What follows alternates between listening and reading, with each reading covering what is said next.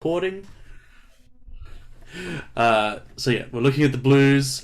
There's a few key things that make it the blues compared to other stuff, just so the recording knows. And one of those things is it actually kind of links into what we were talking about with the relative major and relative minor from last week. Because when you're soloing with those two, obviously it's all diatonic. It's all sitting within the same scale technically.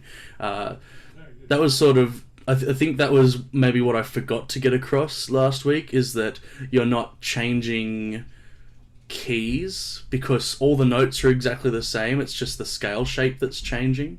You're not actually moving from, say, G major to E minor. You're still in the key of G. You're just using a different shape of G. E minor, in a sense, can just be a shape of a G scale because all the notes are exactly the same. It's kind of a complicated idea in that sense, but I sort of want to say that so that you're not thinking that you're changing key between these two scales, because it is actually just the same key when you're changing between those two. I'm seeing a lot of confused faces right now, and that's okay. I'm just going to move on from that because it's not a super important thing. What I really want to say with the blues and how it's different, the main feature that separates it from from diatonic songs is that it is not diatonic. It's non-diatonic because you're playing major chords, but you're soloing using a minor scale. And in this case, it's not going to be the relative minor scale, which would mean it was still diatonic. You're using the parallel minor scale. So the parallel minor scale is when it has the same name. For example, D major has the D minor is the parallel minor to D major. Does that make sense? So it's the two versions of the D scale. D major to D minor. They're parallel rather than relative because the notes are different.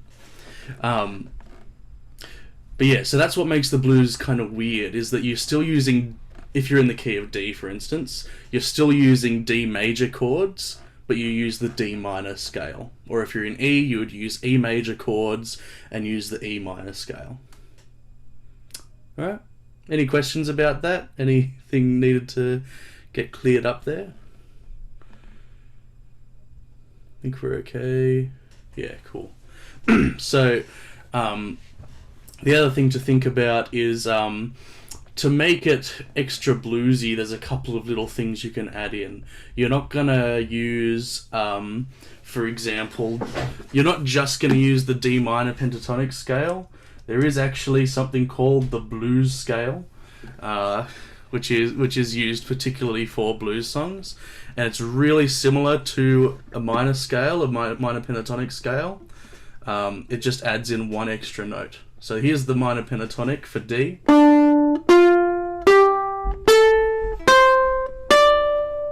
If you want to make it a blues scale, you add in that note there. So it goes from 1 4 2 4 2 4 to 1 4 2 3 4 2 4. That sort of thing. So you add in that one extra note, which is actually called the blue note because it's the the bluesy sounding one, and that'll instantly make your solos sound bluesier. So does that make sense so far? You're using a minor scale, but it's called the blues scale because you're adding in one extra note. Okay. Now, there's another really important thing about the blues, and it's the idea of call and response. Pretty much every blues song is set up with a structure that allows for this call and response thing to happen, and it's kind of like You almost want to think of your solos as like a literal conversation.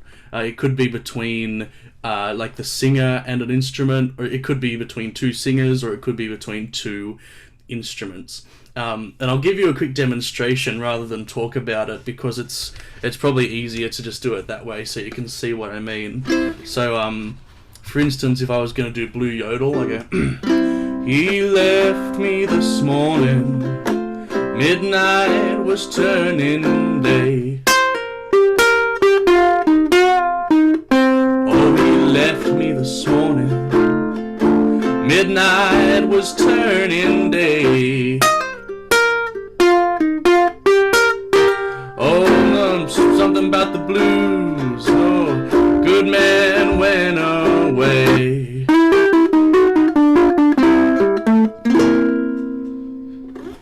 So what I'm doing there, my voice is the call.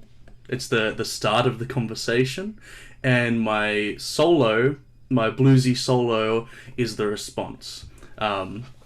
It's the I do my vocal call, and my my instrument can then respond. And I might even just turn myself down a touch. So yeah, that's sort of the idea. A lot of blues is gonna be structured that way. And so that means when you're soloing, you want to think about not just yourself, but what else is like going on around you. So you want to listen out for what the call in the song is, so that you can then respond accordingly. You want it to make a sort of sense. Like Jane and I do this great thing in person where we treat it like a conversation, where, like, you know, if you were talking to someone, you'd say, hey, how are you going? And the next person would say, hey, good, thanks, how are you? And it would be a logical flow. Whereas, you know, if and that would be a good solo. But if you went, hey, how are you going? And the other person said, man, weather sure is good this time of year, just out of nowhere, that kind of just makes no sense. You want to so when you're soloing, you don't want to be random. You want to be inspired by what's come already. So the call and the response have to be kind of linked in a sense. We'll talk about that more a bit later, but for now I think we can probably stand to start playing some music. And for this one, we're going to use Crescent City Blues. And I want you to listen out for where the vocals stop, so that you can do your response. This one it's a little less clear cut than Blue Yodel, because the vocals go on a bit longer. But I hear the train a comin', it's rolling round the bend, and I ain't been kissed, Lord, since I don't know when. I'm stuck in Crescent City, and time is rolling by. Then you've got that big gap in the lyrics there. So that's when you can start to do your responses and stuff. Hey, John, do you think we should just do call and response with Blue Yodel maybe then? I was considering that, yes. Yeah, yeah, you're right. There's not enough gaps. You're right. You're absolutely right. Okay, well, let's do Blue Yodel then. Yeah, let's do Blue Yodel. Yeah, yeah. Sweet. Sorry about that, guys. Pull out Blue Yodel instead. It'll be a bit easier to actually work with. As I said, most blues songs are set up to be really friendly for it. Sometimes not so much. Crescent City is maybe not as good an example, because they had a lot more to say in those words, I guess. Okay, so I'll pull up a recording of that for you. And the recording we've got is in C blues, okay? So C blues obviously is a little different to your D blues. You've got the open strings. 0, 3, 1, 2, 3, 1, 3. Okay? So I want you to use that blues scale to do your solos, and yeah, try and fit it in between what the words say, and make it like a conversation. And is everybody aware of where you can find your C blues scale if you don't know? Great. Thank you, Julie. Fantastic. Good. Excellent. Lovely, lovely, excellent. All right, so I'll share my screen, and we'll play this audio for you. Actually, I need to make sure that that thingo is ticked that I'm sharing sound. Otherwise, that'd be embarrassing. John, can I just ask you there, Yeah, of course. when you are going to do the C, would you still use the same fingering? So in other words, you won't use your first finger at all? It's probably it's maybe good technique to do that, but I don't. When I'm down on C, I like to I just make it as easy for myself as possible, and so I use the first finger and the third finger and stuff. I don't worry about the pinky until I have to. And make sure your ukuleles are up in view as well, everyone, so that I can see what you're doing. All right, let's open this up.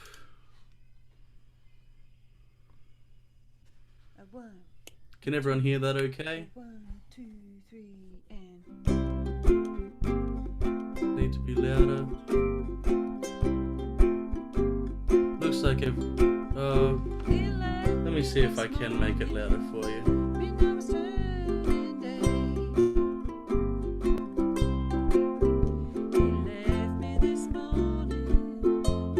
Maybe if I turn that up. Is that doing anything for you? I just remembered it's easier if I mute myself, so let's see if that helps. a 1, a 2, a 1, 2, 3, and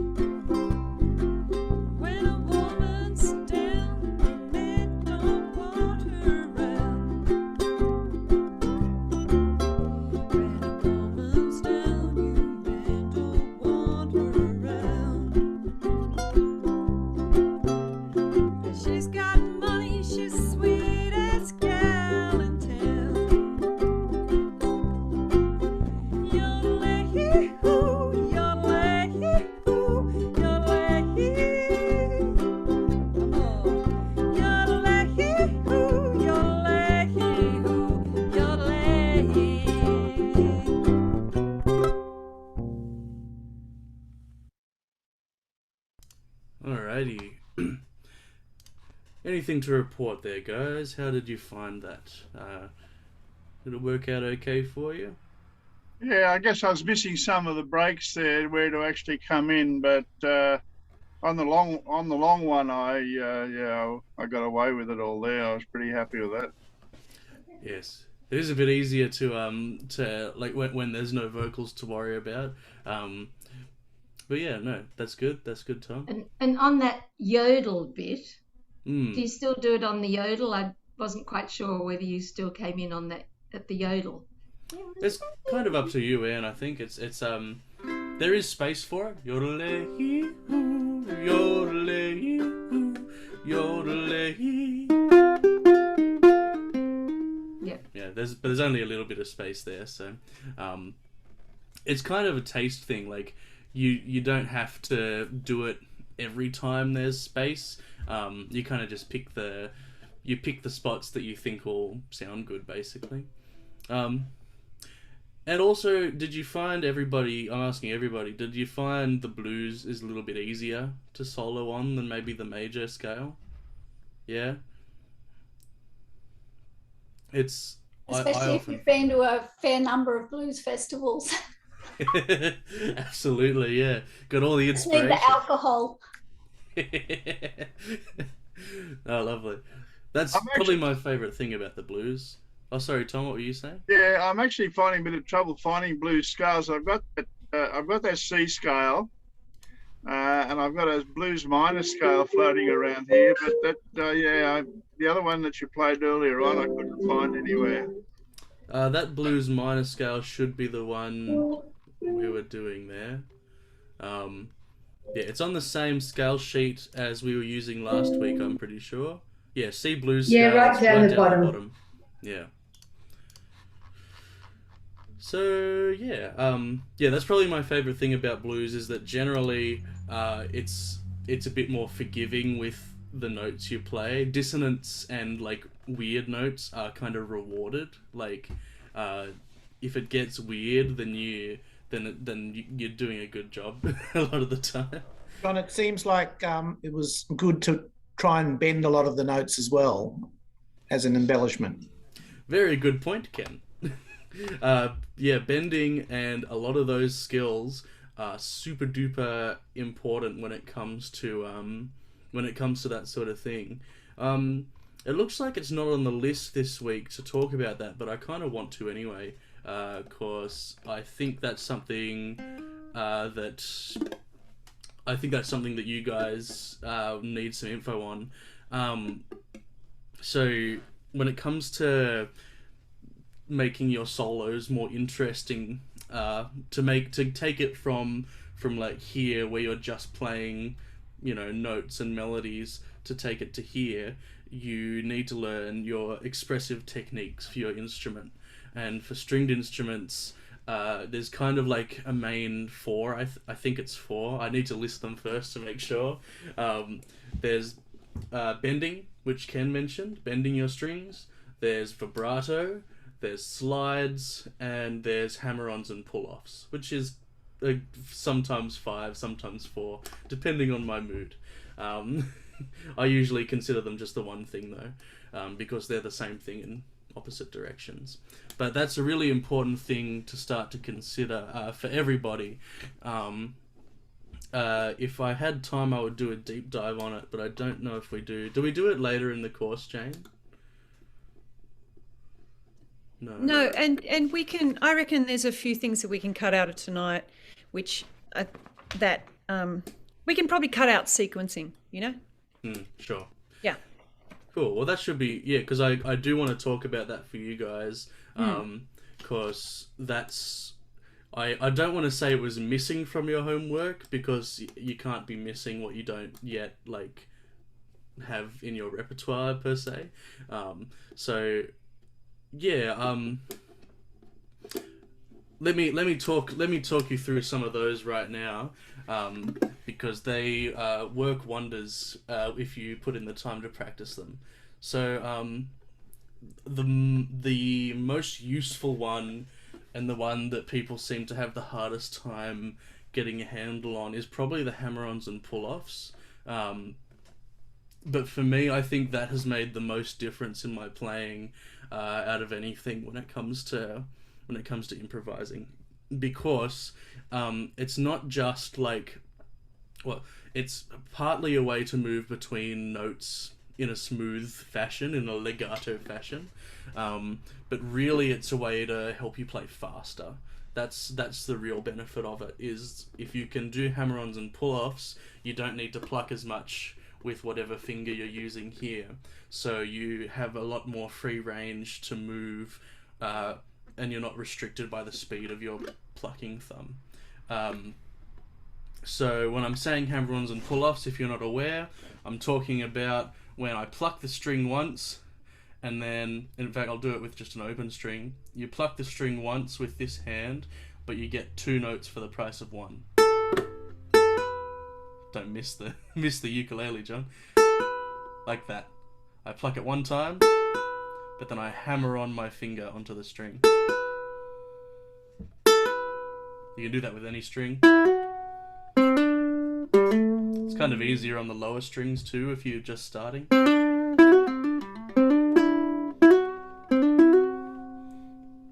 Okay, so, and then the opposite of that is a pull-off, which is, instead of going up in pitch, you're going down in pitch. Same thing, you pluck it once, and you get 2 notes for the price of 1. So you start with your finger on, and then come off the string. You almost pluck it off a little bit. You get a little bit of leverage behind it.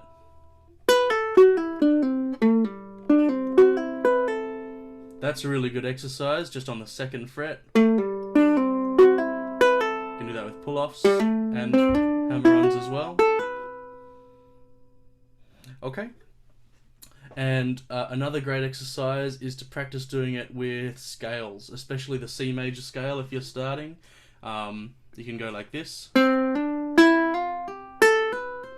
So I only pluck it 3 times. I pluck it 1 for each string, and the rest of it is hammer-ons and pull-offs.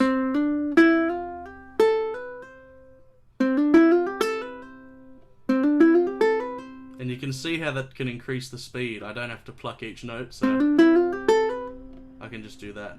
And same backwards, if you can do it with pull-offs, that's great too.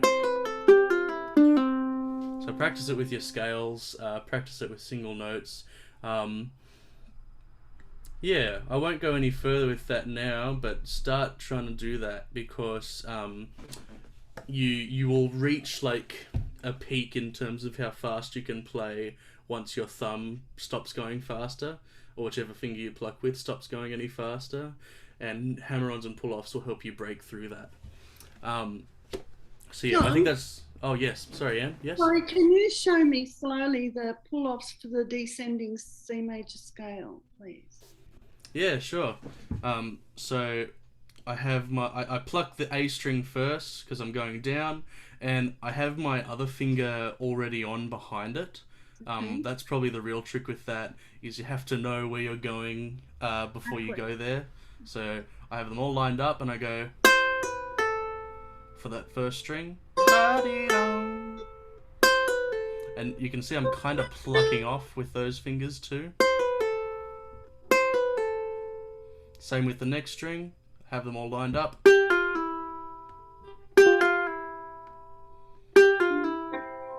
And then, yeah, last one there. So 1,000 times a day, hey? And it'll get... Yeah, you know, try it. You can try it, you know, 1,000 times a day, or you can do, you know, 5 minutes of it for every day, and that'll probably be enough. It's most fun if you can practice it with a song. E.g., we used to do what was it called? I can't stand the rain. Yeah, I can't stand the rain against my window, because it was just going up half the scale with hammer-ons, and because it was so fast, you had to do it. So that's one example you can practice with. Okay, so hammer-ons and pull-offs. Any other questions about that before I do the other ones? All good, lovely. Okay, so hammer-ons and pull-offs, that's one down. Next is probably slides, because it kind of accomplishes the same thing, but you wouldn't use it quite so much. The big difference is that you use hammer-ons and pull-offs to move smoothly between definite notes, and slides are to move smoothly between indefinite notes. So when I slide, I don't want you to hear all the in-between notes. I want you to hear the note I start on and the note I finish on, with with smoothly in between. You can slide up and down, and try it just with really smooth, like really small things first. Just go 1 fret, and then go to 2 frets. 4, 5. You can get further and further. Try it with all your different fingers as well, because sometimes you'll want to do a slide, but you'll be on your pinky, and so you're just forced to use that pinky. Yeah, it's just another one where the more you practice it, the better you'll get. Next is vibrato. Oh, sorry, were there any questions about sliding first before I jump the gun? All good, all good. Good. Okay, so vibrato. Another one that's tricky to master, but is quite useful in terms of being expressive. Basically, when you're on the string, this is mainly reserved for like when you're holding a long note, to stop it from just going ba, like just really boring without any expression. You can give the note like a little shake like this. So here's without vibrato, and here's with vibrato. You can hear that slight wobble there. And the movement I'm doing, it's like I'm bending the string, but because I'm doing it so fast, it's like this little lever motion where I lock this part of my hand in, and then just pull my finger back and forth really fast.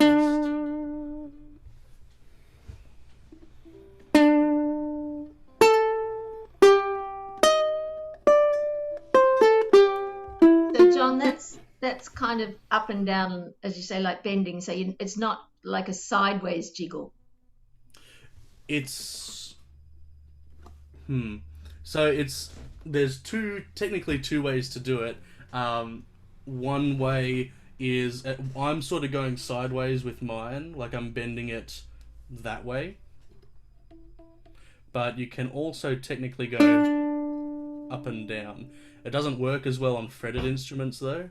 On fretless instruments, I'm learning double bass right now, and you can't do side to side vibrato. You can only do up and down, because really what you're doing when you do vibrato is pitch shifting just a tiny bit. And frets make it so that you can't really pitch shift. On an instrument like double bass though, the slightest movement up and down will make it go wow, wow, wow, wow. So yeah, those are the two. It's like comparing a fiddle, isn't it, to a ukulele? A fiddle needs to use that movement, but we need to. I do call it sideways movement in my head, but it's not as big as a bend. Yeah. Yeah, it's like a bend but small, basically. Small and fast bend. So that's going to take a little while to master. You just need to practice it.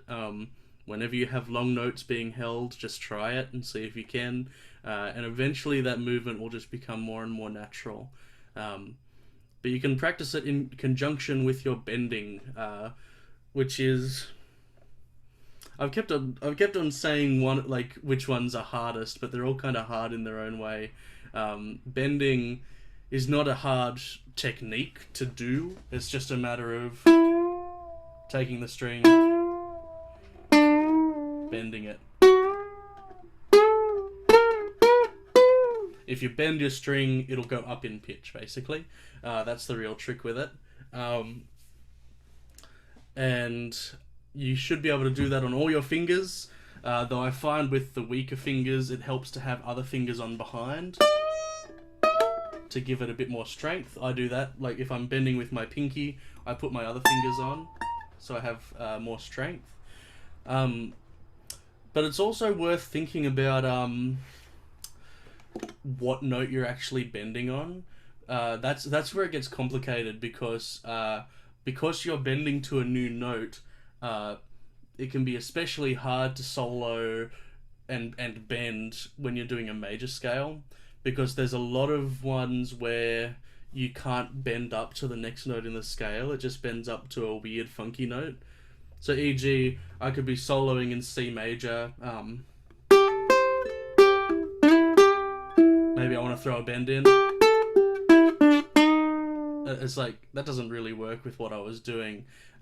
So you have to be careful in the major scale, generally in major keys, what note you actually bend to, because sometimes it'll just not sound good. Minor scales and blues scales, you don't need to worry so much. As I said, dissonance is forgiven. I could bend pretty much anywhere on the blues scale and...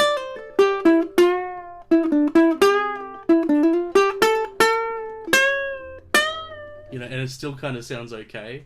It might not be great, but if you do it in moderation, then, it becomes a nice fancy thing. So yeah. And the one other thing to mention with bending, when you're on the higher strings, you bend up, bend towards the middle. When you're on the lower strings, you bend down, again towards the middle. Because if you try and bend up on the on the strings up the top, you'll just fall off the end of the uke. So always bend towards the middle of the neck. Right. Any questions about anything that I've just spoken about? So what if you're bending, sorry, again, what if you're bending down, like if you want to go, and on a or do you not do that? So that's... So like the tone goes down on a higher That's a good speed. question, Anne. If you want to do that, you have to do what's called... either you can slide it instead, or you can do what's called a pre-bend, which is where before you pluck the note, you bend it, and then you pluck it, and then bend it down. So let release it from the bent position. So that's a more advanced technique, but it's a very fun one. E.g., if you want to have a bend that goes down, you have to start bent before you pluck it, which is pretty fun. But yeah, you probably don't need to worry about that until you're ready for it. Okay, anyone else have any questions? We're probably going to move on to the next topic now, if everyone's okay. Just practice those techniques as best you can, and try and incorporate them in your solos. Don't be afraid, don't shy away from them.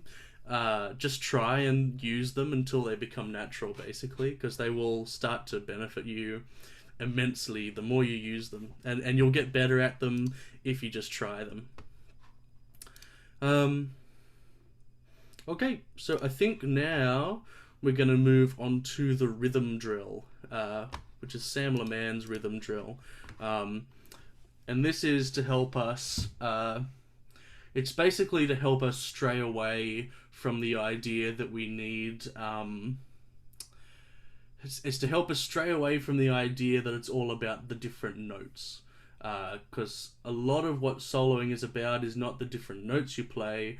It is so much about the rhythms that you play and the rhythms that you don't play, the gaps that you leave as well.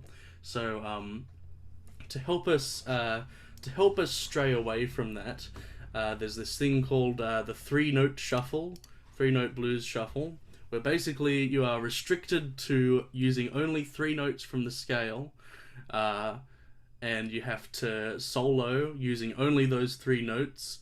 And you make it interesting by doing fun stuff with the rhythm. Only the rhythm. So yeah, it's a way to restrict yourself in one facet to help another facet improve. The tab sheet for this shows a 5 on the G string because it's for a low G. Whoa, service. I know, but he had to put it right in front of the camera. So, if you've got a high G, you might want to play as an open C note for that. Mm-hmm. So yeah, that's that's just the low G string bias shining through. Which I concur. Low G strings for the win. It's alright. You're allowed to have a high G. I'm just not very good at them. So that's the only reason. I'm just bitter. Can I just ask you a question? Yeah, of course. Yeah. You've got two sheets here. There's the 3-note blues practice. Yeah. And they're Yes. different. So which one are we using? So let me just check. One's in tab and one's in notation. Okay. So Okay, if you both the read same. notation, you would use the notation one, and one's in tab if you want to use the tab one. Oh, very fancy. Okay. Thank you.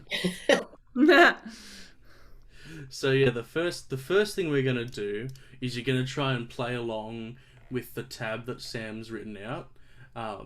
So this will give you some ideas for rhythms you can do. But then after that, we're gonna do it where you just solo basically.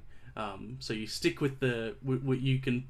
I'll talk about that after. We'll do this first, and then I'll tell you what I want you to do. So I'm going to share my screen. Make sure you've got the 3-note blues shuffle in tab there for you, and I can probably just play this this video for you. In fact, I'll open this up. You can even just look at my screen if you really need to. Oh god, where's it gone? I've lost it. Hang on, I'll stop the share because the top part of it is covering my screen. Okay, that's gonna go over here now so that I can see it all. Share screen again. Okay. 1, 2, 3. You guys can hear that okay? I take that as a yes. We'll start from the beginning. I'll mute myself and 1, 2, 3, 4.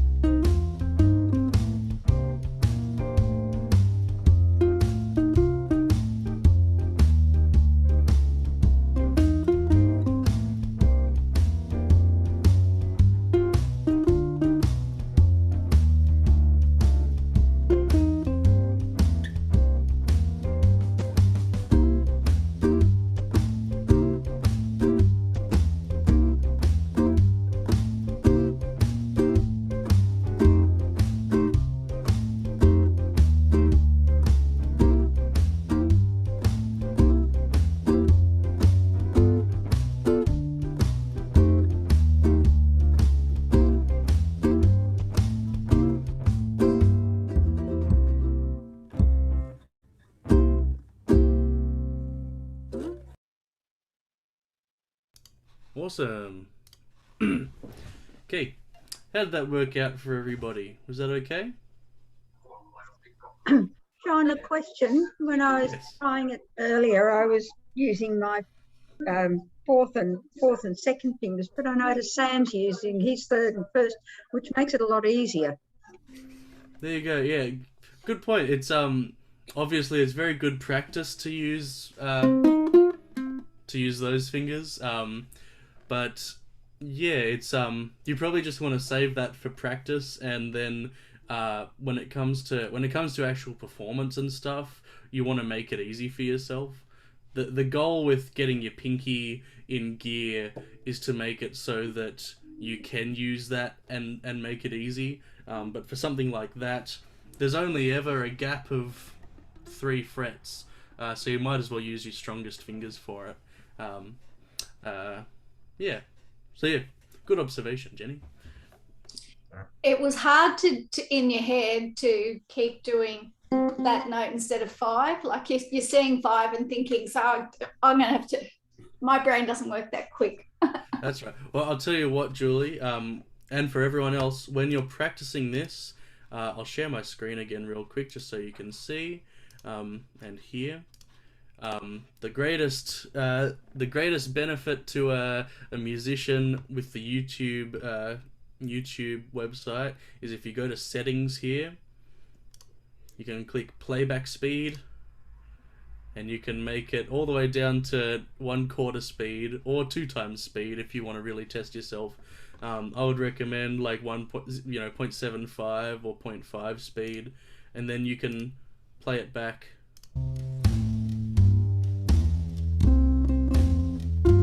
Practice it super slow. Yeah. So that's a super useful thing for any musician. Whenever I'm learning songs on bass, if there's really fast bits, I try and play along on YouTube so that I can just slow it down to 1/4 speed or 3/4 speed or half speed, just so I can practice those fast bits and then put it up to speed. Or So, yeah. handwrite the 0 on the C. That's it. No, that'll make it easier too. Yeah. And of course, practicing it beforehand makes it easier too. Though it's fun to test yourself reading rhythms like that as well. It can be a good brain exercise. Okay. Any other questions or comments about how that went for people? Yeah, right at the end where you guys started to jam. That's not written here for us. What were you playing? I was using the C minor pentatonic scale. C minor blues scale, rather. Yes, I didn't realize he was going to go off and do that, so... That was good. Yeah. I tried to signal it here, but I was like, I probably shouldn't unmute. So yeah, whenever you practice that, you've got a nice little extra bit at the end to just practice soloing. Right, okay. Oh, good. Thank you. No problem. Okay, so next thing I want to do with this is I want you... We're going to do... how about we use not Walking After Midnight? Crescent City Blues is actually what I meant to say. We'll use Crescent City Blues, which is in the key of D. And I want you to pick 3 notes from your D blues scale. That's this one. It'll be at the very bottom of your D scales sheet as well, if you need a reminder. I just want you to pick 3 notes from that scale, and I'll play you that Crescent City Blues backing, and I want you to solo and just use those 3 notes. So it's all about the rhythm. All about the rhythm. Try and do some fun, fancy stuff. Any questions about that? Everyone okay? Good. I will share my screen and we will make that happen. And the recording is down here. That can go away.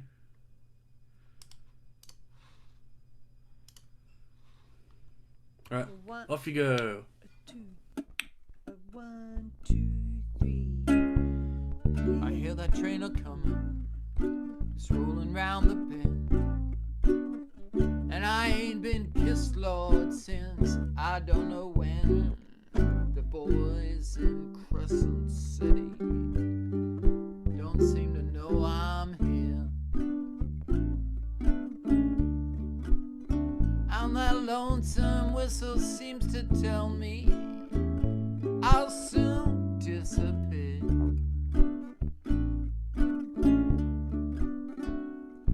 When I was just a baby, my mama told me, Sue, when you're grown up, I want that you should go and see and do. But I'm stuck in Crescent City. Just watching life mosey by.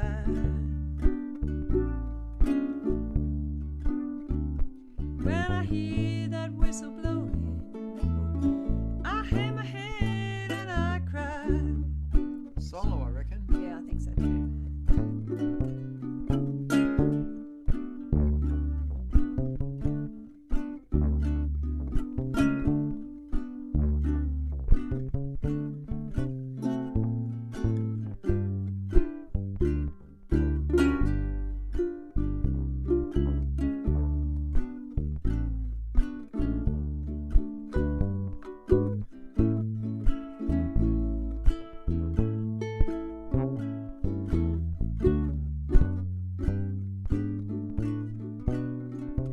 I see those rich folk in their fancy dining car. They're probably having pheasant breast and eastern caviar. Now I ain't crying in me, and I ain't crying me.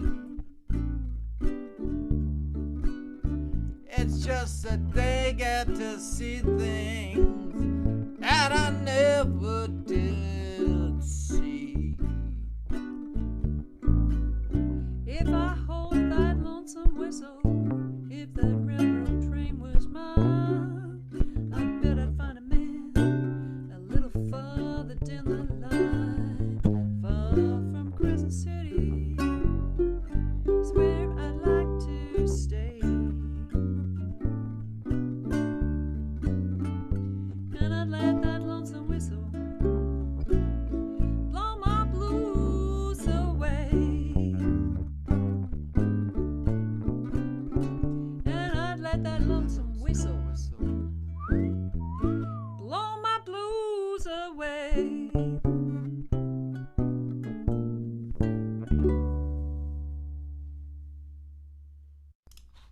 Nice.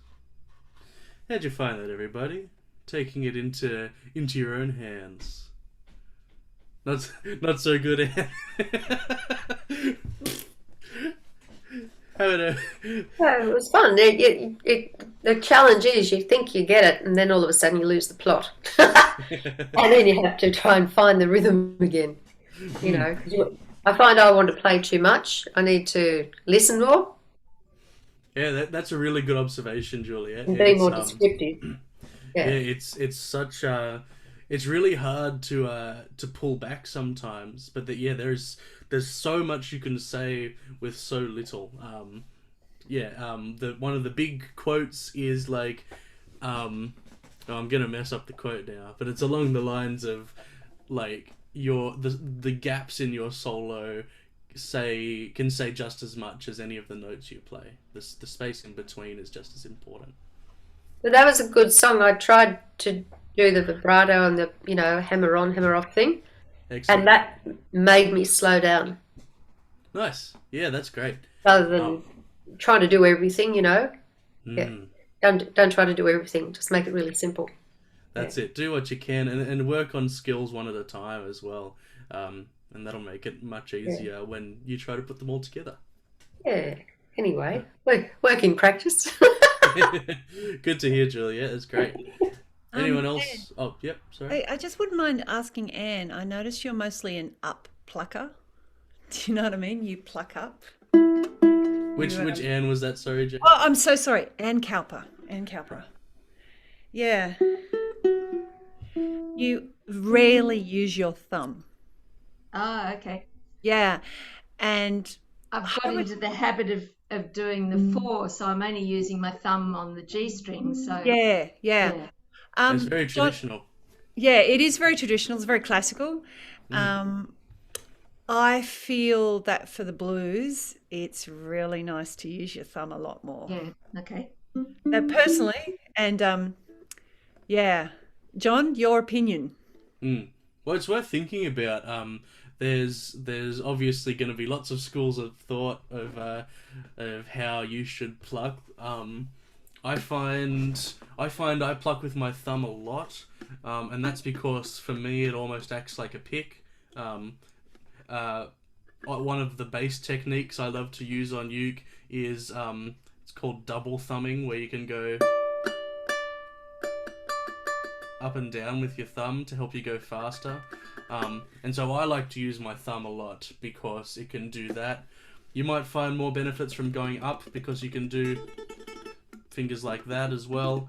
A lot of the time, I think, first of all, it's down to personal preference, but then also you want to think stylistically in terms of what's going to sound best for this song. And I definitely find the thumb is great because you can put so much force behind what you play with the thumb. It's your strongest one generally. So yeah.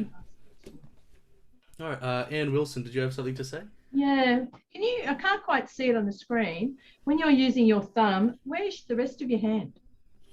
Let me see if I can push this. I'll just stand up actually, that'll be easier. Because I don't have my strap on, sometimes I hold it underneath like this while I play. Though that does kind of restrict my movement a bit. So if I can, I try and lock in my elbow here, and then I have my fingers just sort of curled underneath like this. And that totally comes from bass because that's the slap and pop technique coming through there. So yeah, I sort of have my fingers curled around here, ready to use for like an up pluck if I need them. So yeah, generally they just sort of sit underneath like that.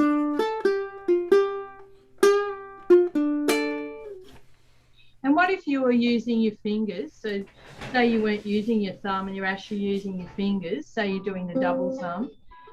Are you off the strings? Are you Like, pivoting, or you're just off? Like your hands free, or is that a higher skill level to do that? Do you mean like if you're using these two fingers? Well, yeah, you might be using that, or you know how some of it you might be using your third finger, second finger, and thumb on those two strings. Like allocating a finger to each one? Yeah, well, you can allocate a finger to each one, or you can allocate your thumb to the first two and then your other two fingers. Yeah, sure. To get control of your hand, like you have your hand off? Or? Yeah, my hand just sort of floats above then. I have that sort of thing going on. It's easier to see sideways. So yeah, my hand isn't so connected with the uke then. It's a lot more locked in back here, where it meets the body. So that way I don't have to hold it with my hand at all. All the pressure can be there instead, and I have more movement with the fingers. Yeah. Okay. Sweet. Anyone else have anything with that they'd like to talk about? Good. Looks like we're okay. Next topic then. We're doing okay for time too. That's good to see. So next up on the agenda for us, we're going to look at the. We're gonna look at. I guess. Let's do the I'd kind of like to do the syncopation next, which is down at number 5. That's what I was just about to suggest, actually, John. Let's do syncopation. That and then seems more finish logical on to AAB. me. Yeah, and then finish on AAB because that's the homework. Nice. Yeah, we'll skip the sequencing today. Yeah. It's a really quick summary. It's the idea of taking a phrase and then repeating it, starting on a different note. And there are lots of variations on that. An example might be if actually one of my favorite runs to do on the blues scale is I go.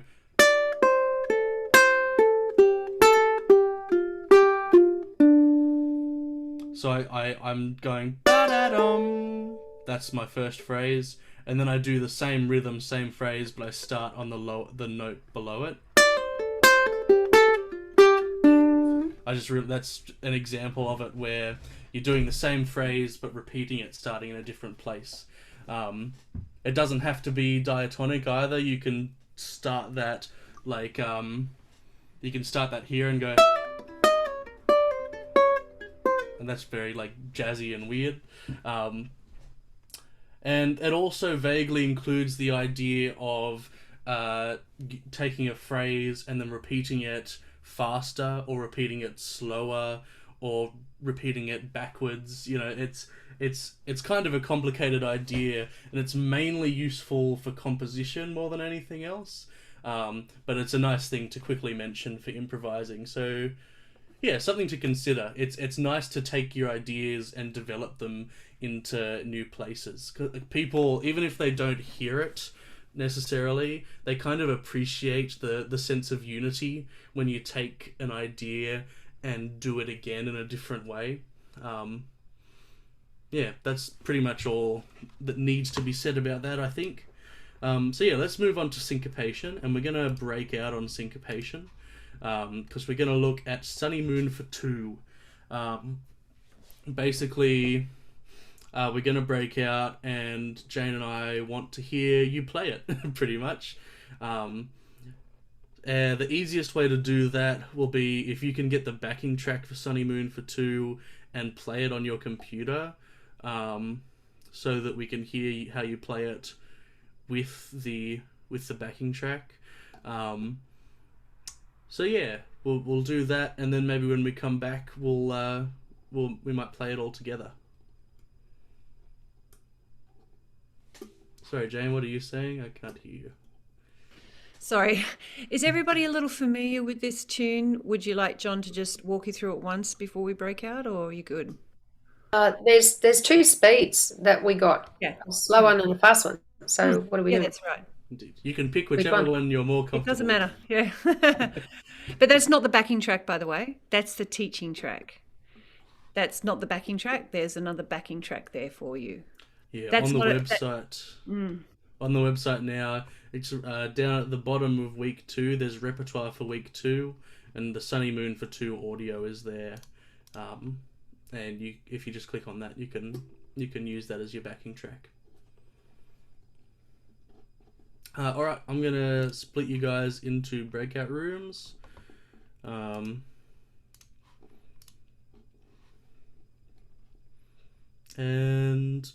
I'm going to hang on. How many of you are there? 1, 2, 3, 4, 5, 6, 10, 11. Of course, there's going to be an uneven number of you.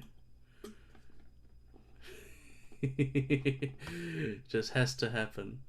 Okay, let's go and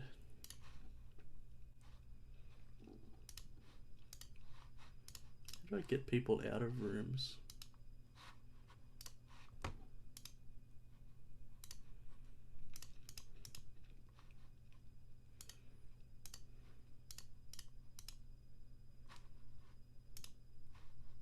Just going to assign manually. Assign 1, 2, 3, 5, 6. All right.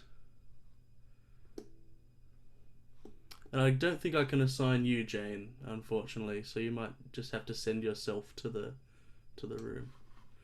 Okay. The rooms are open, so you should be able to click the join button, and if you don't have a join button, then you can just chill here with me, and we'll do our stuff.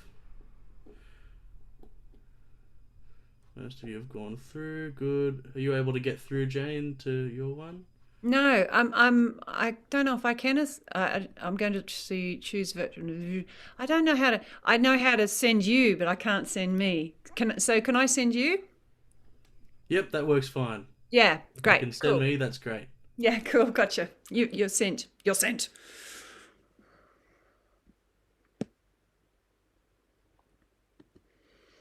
Okay. You can all hear me all right? Okay, now how are we feeling about playing Sunny Moon for 2? Would you like to play along together at first? Or are you confident to play it by yourself at first? I don't mind what you'd like. But you got to tell me. Together? Right, thank you, Jenny. That's one. That'll do me. So I'm going to, whoa. Should have thought of this firstly. Going to get up the backing track. I'm hoping this will work. Great, there it is. Now, tell me how well you can hear this. 1, 2, 1, 2, 3. Great. Okay, cool. In that case, we'll play along to that together, yeah? And I'll just watch your fingers and check that your hand position's good and all that sort of stuff, okay? So Sunny Moon for 2, you know the sheet that you're looking off, yeah? And why we've chosen this song, it's a beautiful example of how syncopation really adds something to a song. So, because if you look at the sheet, you'll notice that there's little rests that mean the notes are, for instance, 1, 2, 3, 4, 1. You know, there's a lot of syncopation, there's a lot of swing in that. So you're not doing this 1, 2, 3, 4, 1, 2, 3, 4. You know, like you're not just being on the beat and very even. So anyway, back to playing that and watching how you're going with this. Just hang on, I got to get it back, and here we are. 1, 2, 1, 2, 3.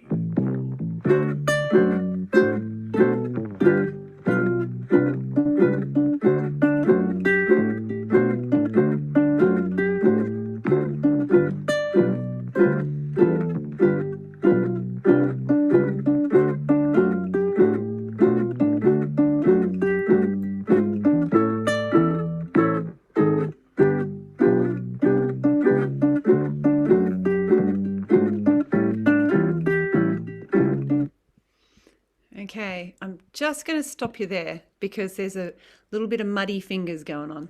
Okay, so Julie, you got to get in position, right? You're out of position. I lost the video of you, so I've been playing trying to get you back. All right, you don't need me. You actually don't need me because I'm not going to play it anyway. So it's just about you know, you need to have that pinky on that 5th fret, right? Pinky, middle, pinky, middle, pinky, ba da ba. So your first finger is on the 2nd fret. So we're playing it's called playing in the 2nd position, because your first finger is on the 2nd fret. So that's the real thing about this. Get your fingers in position, and then the rest is just the syncopation. So I'm going to do that again. 1, 2, 1, 2, 3. Oh, much nicer.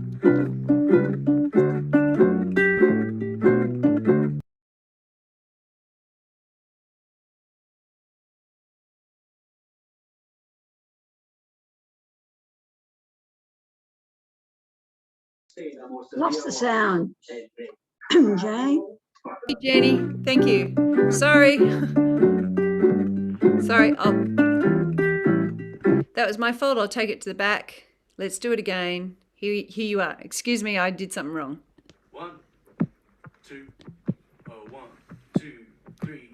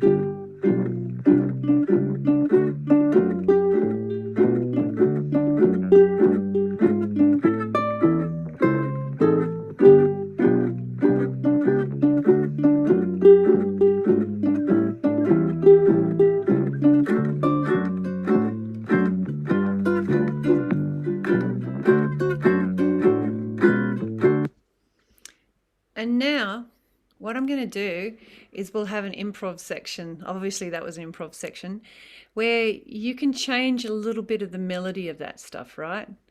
You don't have to stay in that same pattern, in that same sequence and stuff. You can play around a little bit on this next section. So I'll go back to it.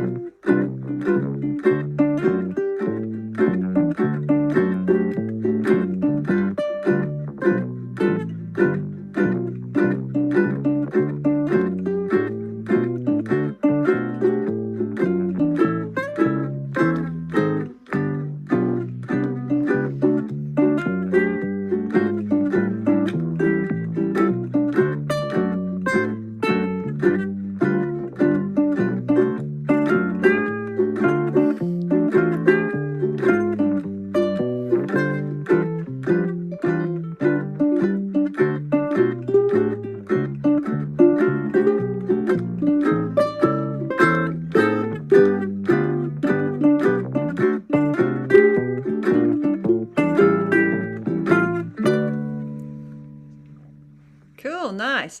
Now, I noticed that Julie and Ken, it looks like you've got classical guitar background. Am I right? Yeah. So what's happening is, and I learnt classical guitar myself, and you've got a finger assigned to each one, and usually the G string is assigned to the thumb, and what I've had to unlearn on the uke is the thumb is really great for uke. And it means that you're not, particularly with blues and particularly with rocky poppy stuff, where you want lots of power. And so you actually want your thumb coming down. So Ken, you're doing a lot of up plucking. And same with you, actually, Julie, you're using your first finger for nearly every string. And I would really recommend that you use the thumb a lot more, both of you. The other guys are getting it about right. So when we were at James Hill in Canada, Mark was the cheeky guy up the back of the class and said to James Hill, "Oh, but you can't play a whole song with just your thumb," right?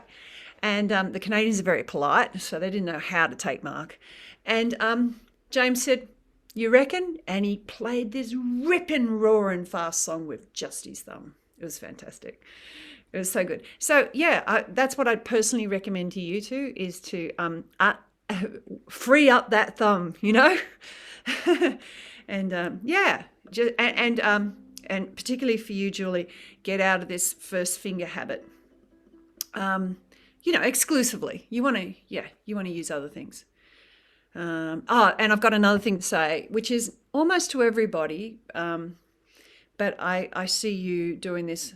Kath, I'm sorry, but I see you every week, so I get very familiar with what you do well, and also, yes, and what how you can improve. I'm sorry, even you try to sit at the back, but I still see stuff.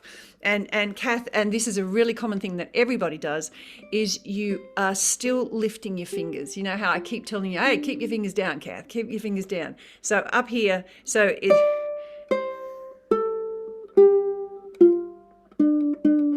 and so what I mean is, there's that. I keep that finger down on the previous string while I play the next string. Same again. That gives me a legato line. It sounds nice. It just sounds nicer.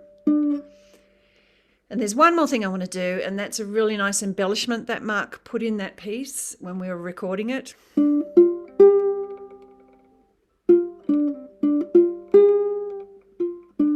He did vibrato or a bend.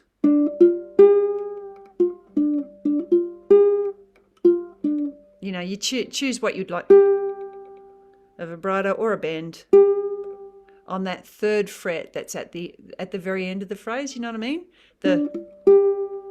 Oh shit, sorry. Hang on.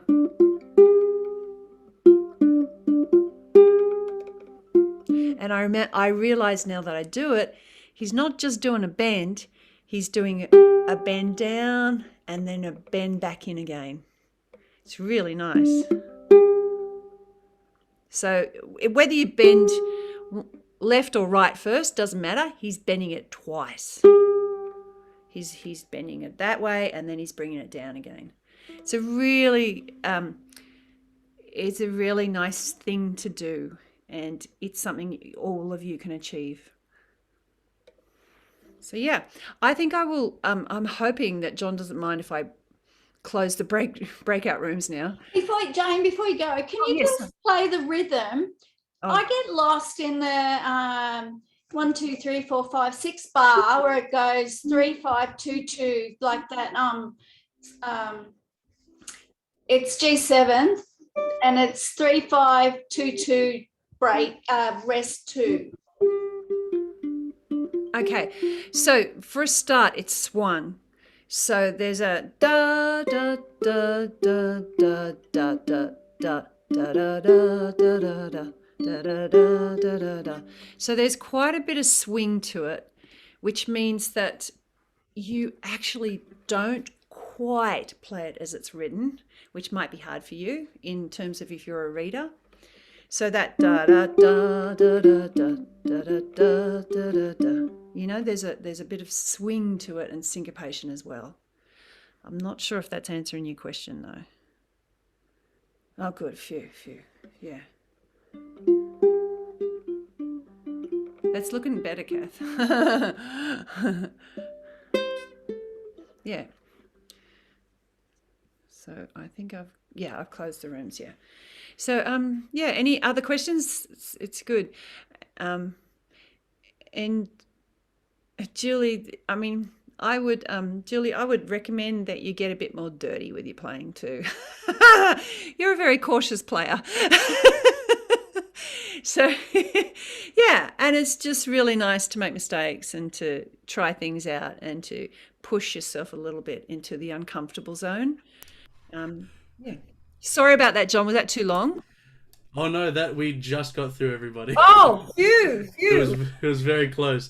I was saying to myself, oh man, am I going to get everyone done in time? Because I knew we had other stuff to do. But I was totally naughty. I forgot to listen to everybody because yeah.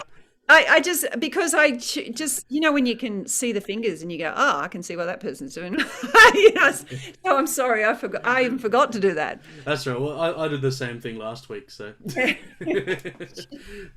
no. But everyone did really well in my group, which is good.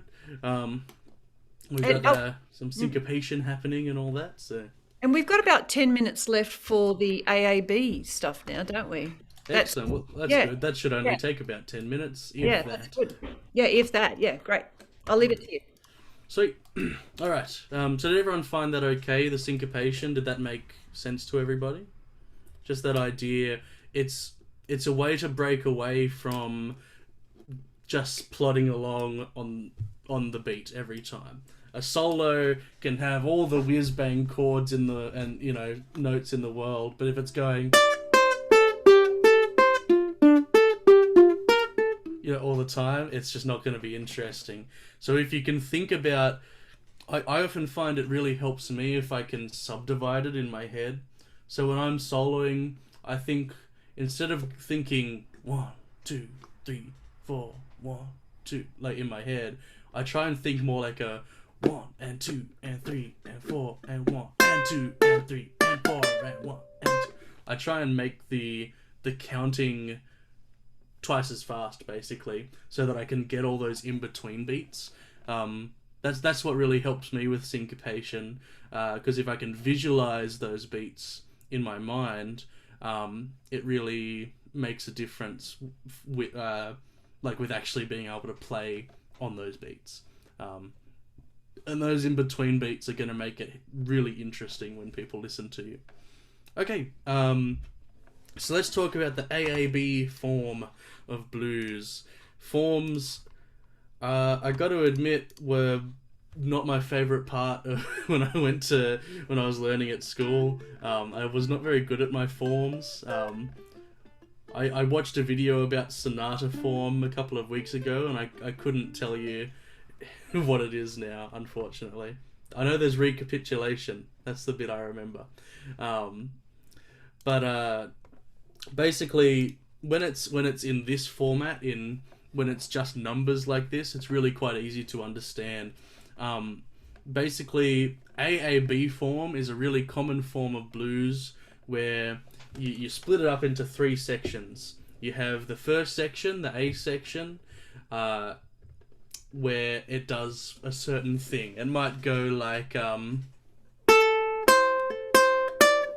that's your A section. And then it's followed by another A section, so it repeats in exactly the same way.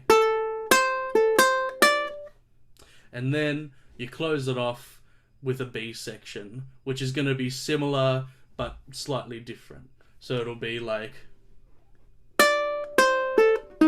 whoops, maybe something like that instead. So all together it would go like, 1, 2, 3, 4. That's the 2 A sections, and then it goes to close off. Does that make sense? It just sort of signals that. Jenny, yes. Is Blue Yodel number 6 a good example of that? Yes, it is a very good example of that. Nice work, Jenny. It's not an example of that in terms of the chords, but in terms of the words and the melody, which is usually where you would think about it. It is absolutely. If you listen to that melody, he left me this morning, midnight was turning day, yada yada yada. He left me this morning, midnight was turning day. Same words. Same melody. But then also the words are the same, which is a nice way to signal to you that it's exactly the same.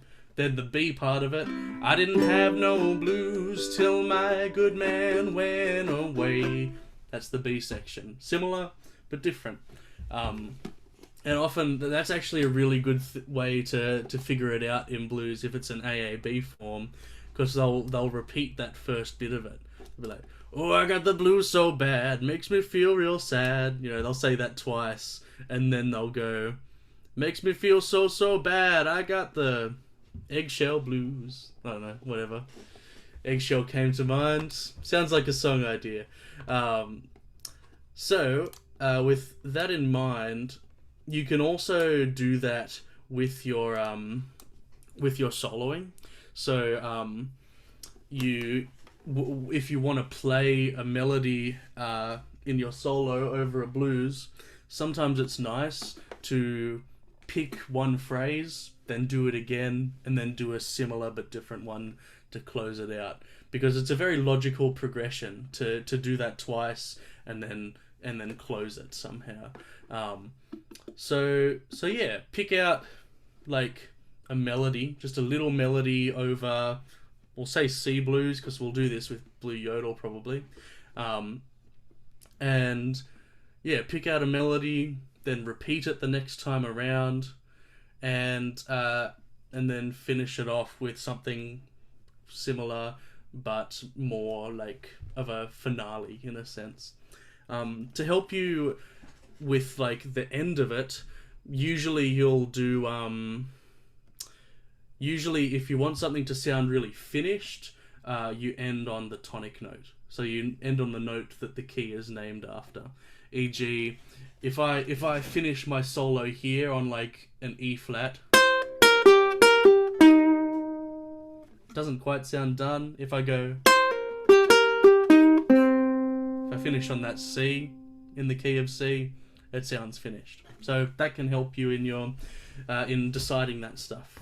So I'm gonna play you Blue Yodel, and just try and have a go at that. Try and do the AAB form in your solo. Okay. Screen is shared. Blue Yodel.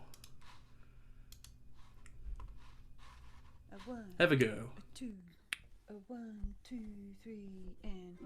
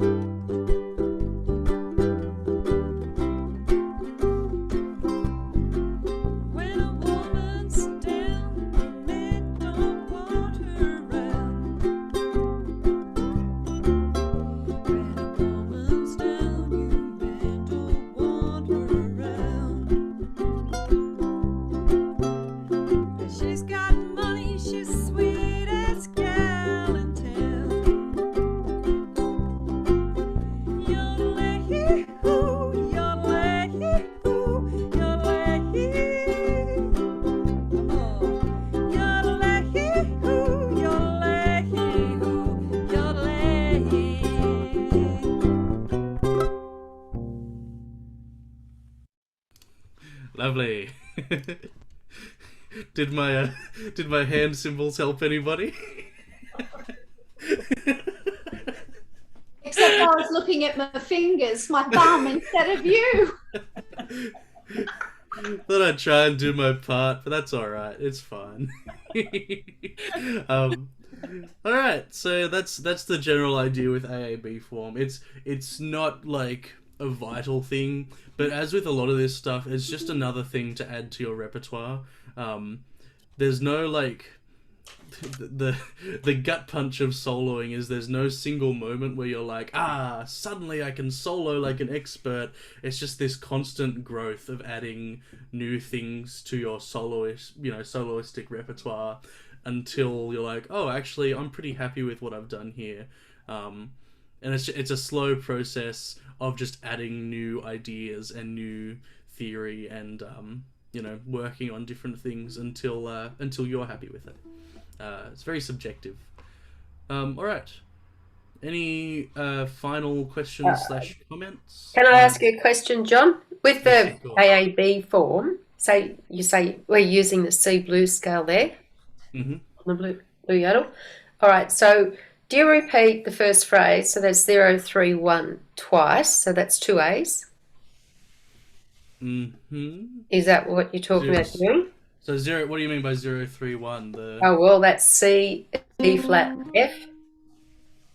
This is on the blues C scale, C blues scale. Just making up the pattern. Yeah, but you don't have to do the pattern in order of the C blues scale. For instance, my A pattern was... I just made a little tune up the top there. Do you know what I mean? So you can mix up. You just have to use those notes, but you can mix them up. Absolutely, yeah. So maybe that's where I'm going wrong. That's why I don't sound so good. That's all right. You're sounding linear, probably. You're probably doing it in order, and that sounds. Yeah, we're following it in order. I tell you what, it's totally okay. Mix it up. It's totally okay. Sometimes it's hard because for me that's a thing where it's like I often don't even consider that, and so it makes sense that I've just neglected to mention it. Yeah, right. Okay, this could not your be. fault. No, but now I could be happy. That's right. I've been playing this thing along as I read it because okay, that's the scale, that's how I read it, and I'm thinking, oh, okay, well I can play the first bit and then some of that, but I'm gonna miss out on the C at the end. Oh, I don't know about that. That's okay. Okay. Hopefully this realization will make soloing a lot more fun for you. Oh, all right. Can I ask a question? I'm a bit confused by the homework. So you know the first blues section where you do four bars of whatever, and is that when we're doing A all in the first one? No, in the first 4 bars. In the first 4 bars we do one lot of A, and then second, right? Thank you. Exactly. Perfect. Yeah. Perfect, Julie. Yeah, I had a moment where I was like, oh, maybe I should have explained the actual amount of time. Yeah, blues, because it's a 12-bar blues, it's set up in nice, neat groups of 4 in 4 times 3. So yeah, 4 bars should be one of your sections. You should have one A section in 4 bars. You repeat that A section for the next 4 bars, and then finish it off with your B section for the last 4 bars. So yes. Is that just in the solo, or is that through the verses as well? You can do that through the verses. We kind of have to break some rules in order to practice other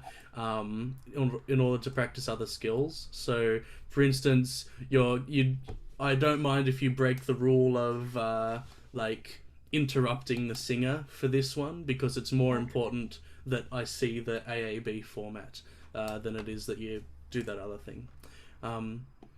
So yeah, concerning the homework, thank you for the nice segue. Yeah, you're going to do a blues improvisation in AAB form. So obviously Blue Yodel is a really easy one to do that with, but almost any of the blues songs you can do that sort of thing with. As long as it's a 12-bar blues, then it's set up nicely for you. In fact, Blue Yodel, it suffers from the fact that it's technically a 16-bar blues, so you kind of just have to ignore that little yodely tagline. It's not actually part of the AAB form. Yeah, so try and do an AAB solo for me. And if you feel, even if you just make that a section of the song, I'm happy. If you do like AAB at the start and then do other improvisation stuff, because I'd quite like to see some hammer-ons and pull-offs, maybe some bends, vibrato, slides if you can. Don't feel like you have to include them all, just do them where they're stylistically appropriate, or where you think they're stylistically appropriate. But yeah, those are the things I'd like to see most. The AAB form, and hopefully a couple of expressive techniques as well. And if you can have those posted on the Facebook group before next week, we'll mark them, and should be all good. All right. And John, these A bars, are they 4 bars in A? Do they have to be the same or different?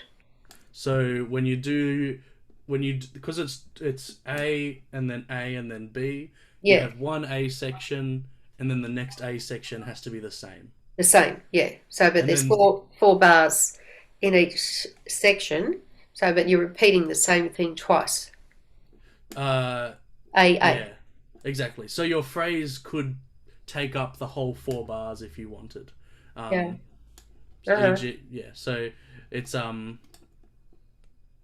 yeah, it's a you kind of don't want to overthink it too much. Just think of it as you've got the A section, then you do that A section again, and then you do a different thing at the end.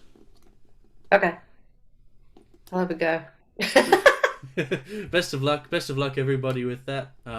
It can be tricky to repeat ideas once they've happened. So that's one of the biggest struggles, I think, with AAB is you do the first A section, then you get to around to the second one, and you're like, oh god, what did I just play?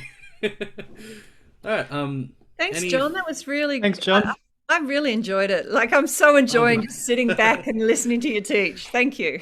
Excellent. I'm really glad. Yeah. Well, thanks everybody. Thanks for coming. I hope you learned some stuff. I hope you had a good time. Thank you for the clapping, Lee. That's nice. Yeah, and I'll see you all next week.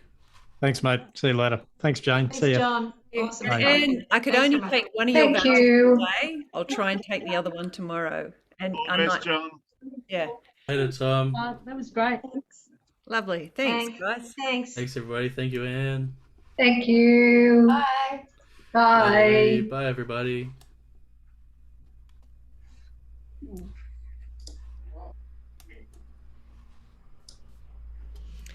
That was fun, John. It's good. Yeah, thank you. I'll stop the recording now.